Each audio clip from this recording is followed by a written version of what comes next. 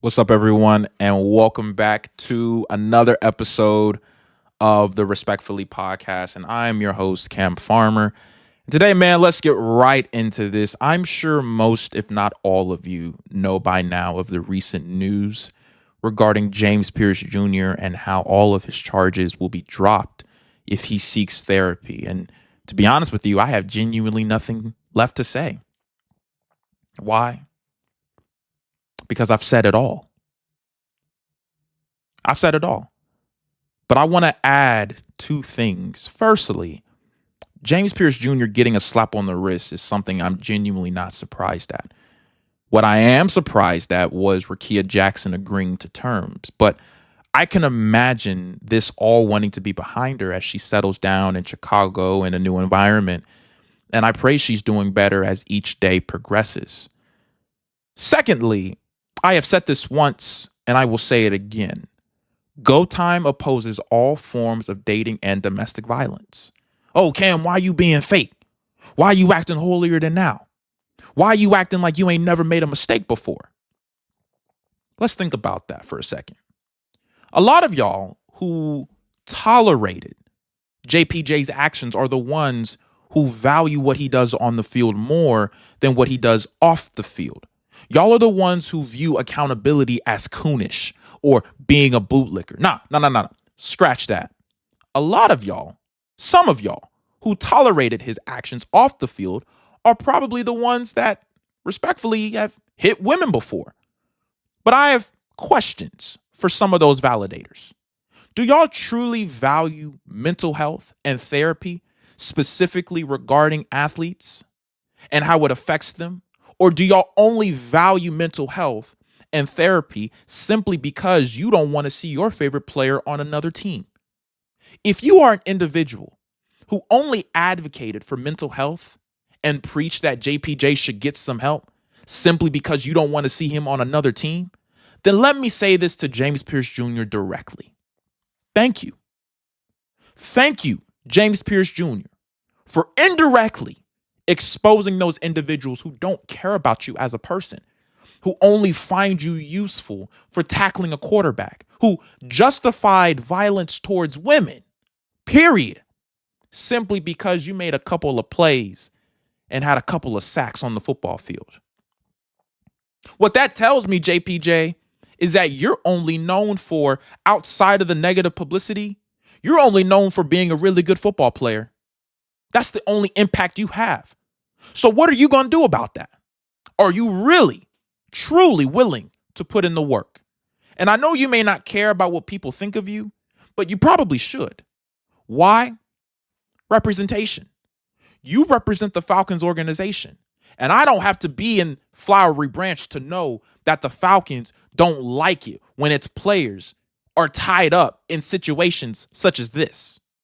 Because if your personal name gets a bad rap, then how do you think that'll reflect on the organization, on your family, on Arthur Blank, on Kevin Stefanski? For JPJ, it's not about him being perfect. It's about him being wise and being mindful. And I pray he becomes the latter. Like I said before, he's not beyond grace and forgiveness. And I truly hope he takes advantage of this second chance because his career, the future of his career, depends on it. But as we make our way to Atlanta's QB room, when it comes to Tua Tagovailoa signing with the Atlanta Falcons, I'm genuinely not mad at it. Another bridge QB is exactly what I wanted.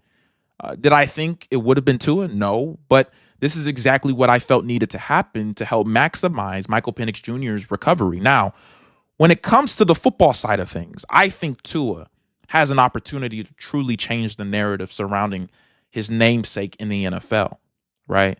Being a quick distribution underneath thrower that I believe can mesh with Kevin Stefanski's offense that features a run-first, play-action-driven system that utilizes heavy personnel like 12-22 sets. But there has only been one coach to truly bring the most out of Tua Tagovailoa, and that was Mike McDaniel. And he was someone, to me, that I felt the Falcons needed to pick up to unlock the offensive potential of Kyle Pitts, Bijan Robinson, Drake London, and Michael Penix Jr.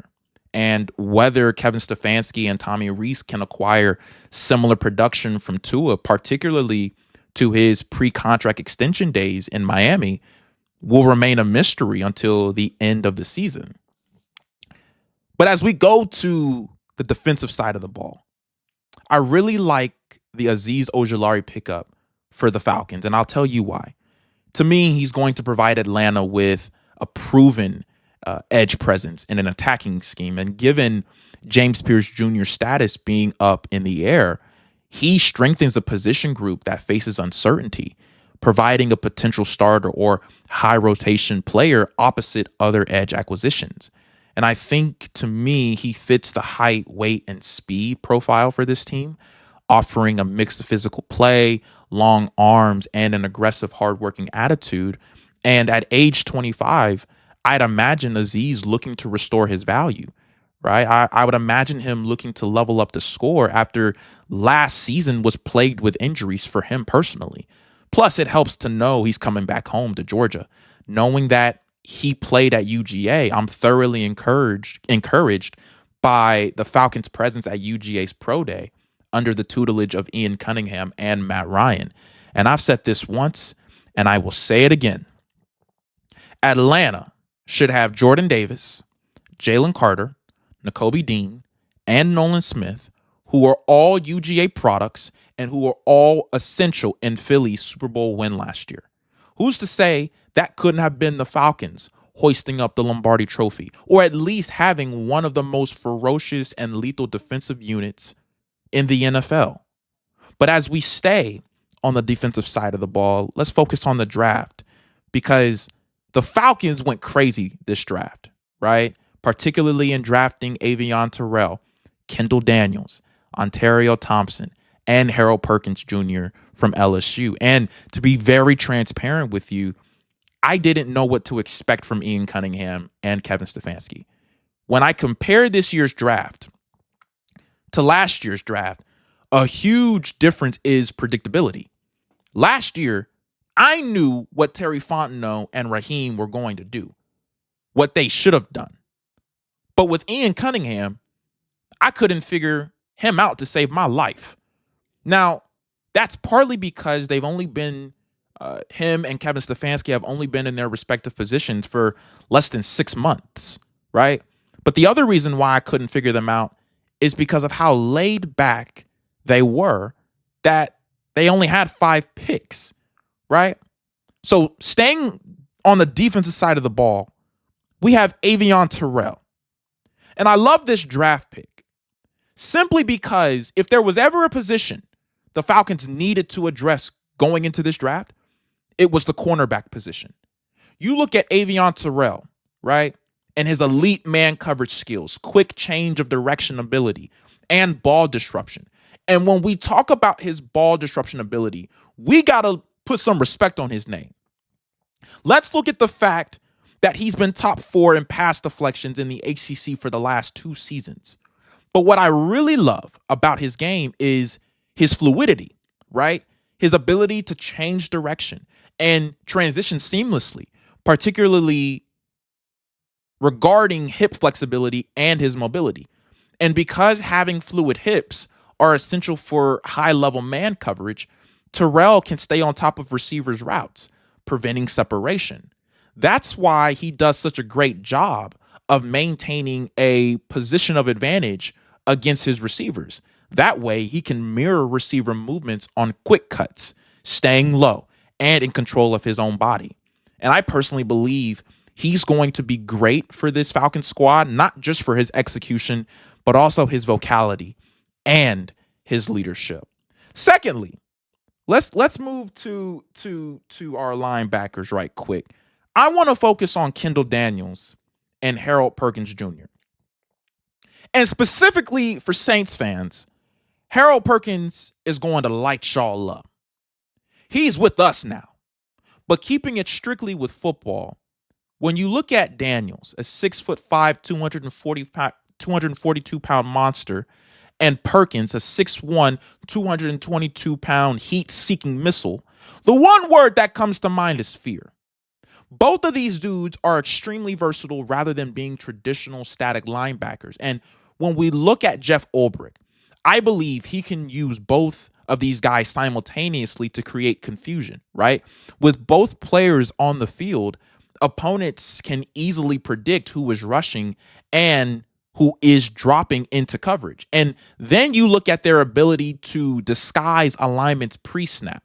That's why it makes it difficult for opponents to truly understand if they're going to rush the passer or fall back into deep coverage. And the crazy thing is, there's so much creativity Ulbrich can execute, especially when you consider Jalen Walker, Divine Diablo, Azeez Ojulari, D'Angelo Malone, and assuming he's going to be on the team, James Pearce Jr.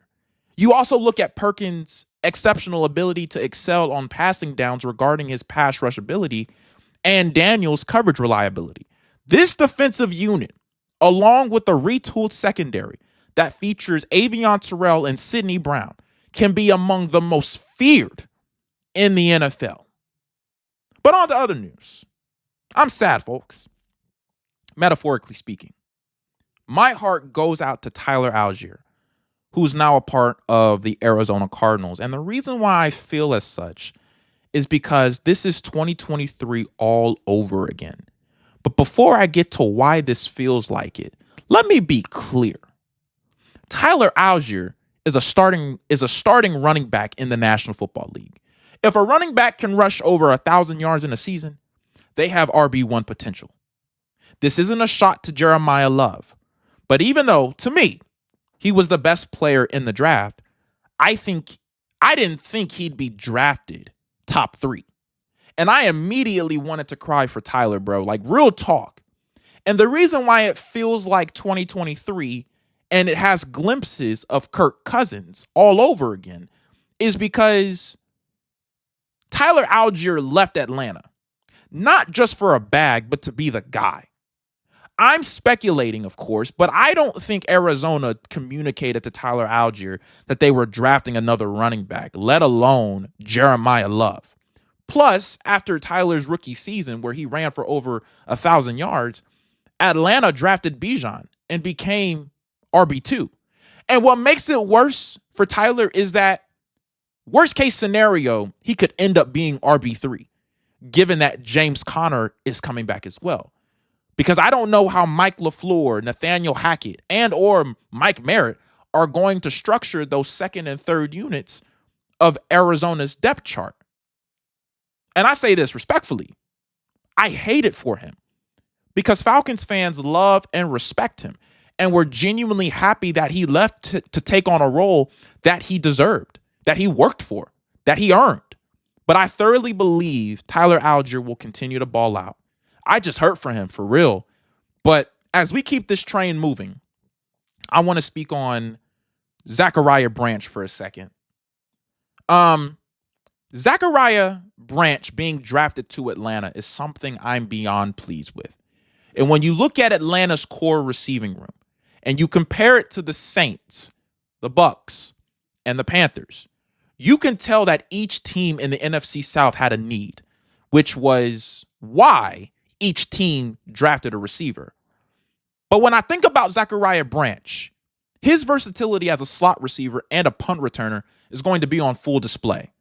Some people may doubt him because of his height and his ability to potentially go up against taller defenders, but I look at it like this. If you can create separation as a receiver, you have nothing to worry about. Also, Zachariah Branch came from UGA, and I don't think we need a crash course in how UGA products thrive in the NFL. Now, when it comes to these receivers, creating separation as a receiver is arguably the most critical skill for a wide receiver. And right now, I know there's instability with the Falcons QB room, but should Zachariah Branch be a long-term cornerstone for this franchise moving forward, I will be very interested in seeing how he builds trust with the QB, specifically how he can use defenders' eyes and shoulders against them to create space. All in all, I am excited for what he'll do with the Falcons. He's home in Georgia. He's staying here, and Falcons fans have a lot to look forward to. And that, ladies and gentlemen, is the end of today's episode. Please Don't forget to like, comment, and subscribe. You all have a great rest of your day. Please be safe. God bless you guys. Love.